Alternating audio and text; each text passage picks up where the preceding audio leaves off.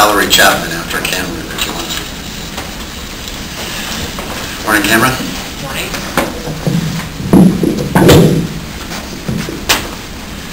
Hello, I'm Cameron Johnson, 16-year-old representing Opal Bus Riders Unite, to some extent the Mount Scott Community Center Teen Volunteer Corps. We at Opal supported yes on Measure 26-119. However, I brought with me some perturbing news. I have a feeling that the Trimet bond measure is going to be shot down, and not just shot down, but shot down by those with a vengeance. Now, first off, I'd like to state that I don't believe that a blogger's comment would represent what the entire city is feeling, or represent what the public opinion is. But I'm going to quote a blogger's comment. I don't want to name him because what he said made me want to punch in the wall, to be frank. He said, and I quote, "I'd like to help you out with your measure, Trimet, but you kind of lost your chance when you cut my bus line. Funny how it comes around, isn't it?" Someone's going to be cutting me down my house later. Anyway, now I know bloggers don't represent public opinion, like I said, but it brings up a point. First off, let me say this absolutely disgusts me for two reasons hearing that comment.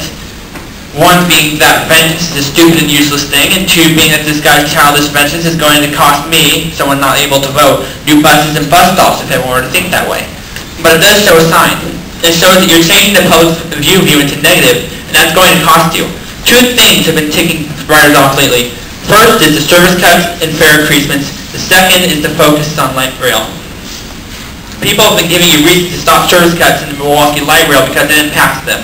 To be critical of you, you frankly haven't listened and directly engaged the Transit Independent Committee on these concerns. So I'm giving you a reason for yourselves to stop service cuts and fare increasements. People are your backbone, and when you hurt them, you're basically stabbing yourself in the back. They're going to hurt you back. And thus begins a vicious cycle. So will you react if Measure 26-119 fails on November 2nd? Some people, including me, fear that you will simply see this as a sign that bus service does not matter, and when funding gets low, bus service is going to be first in line for the guillotine. I urge you, for all that is saying, do not do that. If you do that, you're no better than these vengeful naysayers, and the vicious cycle will rage on until there's nothing left for either party. If you recover the body of the Trimet bond measure, learn from this loss. Learn that if you fired the first shot, you've started a war. If you're the first to make peace, you've not only ended the war, but you've unskewed the view of those on you. It's only beneficial for everyone.